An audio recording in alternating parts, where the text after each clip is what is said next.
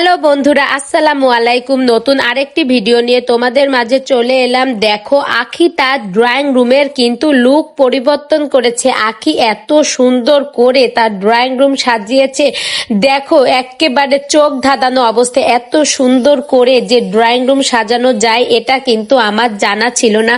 আখি কিন্তু গতকাল বিভিন্ন ভিডিওর মাধ্যমে আমাদের কিন্তু একটা বিষয় বলেছে যে নতুন একটা ধামাকা আসতে চলেছে। এই কি সেই ধামাকার আভাস? এই যে ড্রয়িং রুম সাজানো হচ্ছে এত সুন্দর করে, এটা আমার মনে হয় যে সামনের যে ধামাকাটা আসতে চলেছে সেই ধামাকারই সূচনা মাত্র।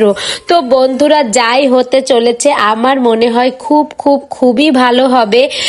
আর এত সুন্দর করে যেহেতু ড্রয়িং রুম সাজানোর আয়োজন চলতেছে, সেহেতু তো বোঝাই যাচ্ছে যে কত সুন্দর করে না আয়োজনটা হতে চলেছে।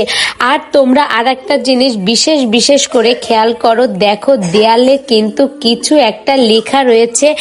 এই লেখাটা যদি তোমরা পড়তে পারো তাহলে আমাকে কমেন্ট করে জানাবা যে কি লেখা ছিল আর কি ধামাকা আসতে চলেছে। তো বন্ধুরা, আমরা সবাই অধীর আগ্রহে বসে আছি আখির নতুন ধামাকা দেখার জন্য। তোমাদের কাছেও নিশ্চয় খুবই আশ্চর্য লাগছে যে আখি কি ধামাকা নিয়ে আসছে।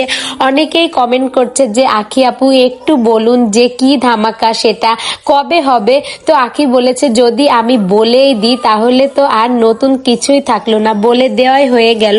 তো তোমরা দেখতে থাকো। আখি শুধু এই কথাটুকুই বলেছে, আমি তো অধীর আগ্রহে বসে আছি। আর আমার কাছে এত ভালো লাগছে এই ড্রয়িং রুম সাজানোটা।